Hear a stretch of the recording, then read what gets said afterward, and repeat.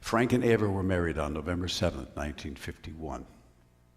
Talk about a tumultuous relationship. I mean, they couldn't be together, they couldn't be apart. Volatile was a polite word for what they had going. But it was later in life that Ava would talk about how really wonderful things were in the early 50s with Frank when he was down and out, and he needed her. And after his success in From Here to Eternity, how he returned to his arrogant, belligerent personality. You see, a lot of Frank's relationships ended because he expected his woman to give up who she was to be an extension of him. And that wasn't working with Ava. She was the yes, thank you for I love that. 52 with headliner Danny Thomas. Gambling was in full swing, big-time gambling at big-name stars. And Frank was ripe for the picking. They wanted him, and he wanted what they had. And Vegas became a second home for Sinatra in France. Now, in 1956, Frank signed on for another high-profile movie musical, Guys and Dolls, with method actor Marlon Brando. Now, can you think about this? Right? You're already doing this, right? Here's Sinatra, and there's Brando, and they're on the same set. Ooh. Oh, my God.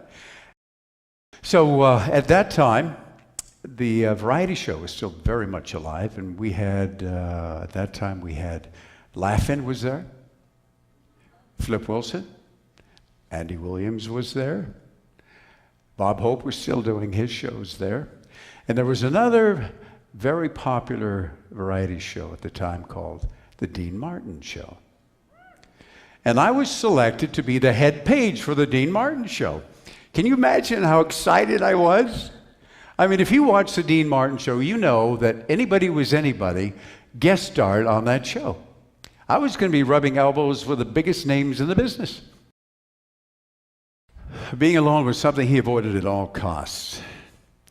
It's probably why he never saw him when he wasn't surrounded by friends or sycophants. The man was a roller coaster of emotions, and he acknowledged this in a 1950s interview when he said, being an 18-carat manic depressive and having lived a life of violent emotional contradictions, I have an overacute capacity for sadness as well as elation. Wow. Sounds like my ex-wife. I was standing in the restroom between Studio 1, where they did The Tonight Show, and Studio 3, where they did the Andy Williams Show. And I was just standing there doing my thing. And I feel this very strong presence come up to the left of me. And I look over. John Wayne.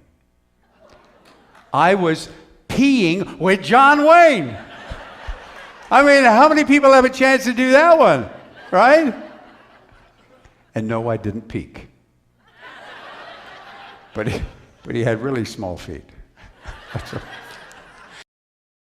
Here's a fun story that Nancy Sinatra likes to tell about her dad and Nelson Riddle. They were on a deadline for finishing up the LP Songs for Swingin' Lovers. Wow, there's a title you can't use anymore.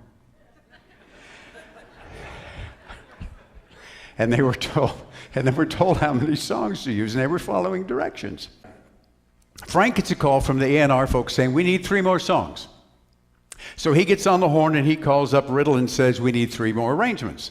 So the next night, coming in from his Malibu home with his wife driving, Nelson was in the back seat with a flashlight, finishing up the arrangements. One of those arrangements was, I've Got You Under My Skin.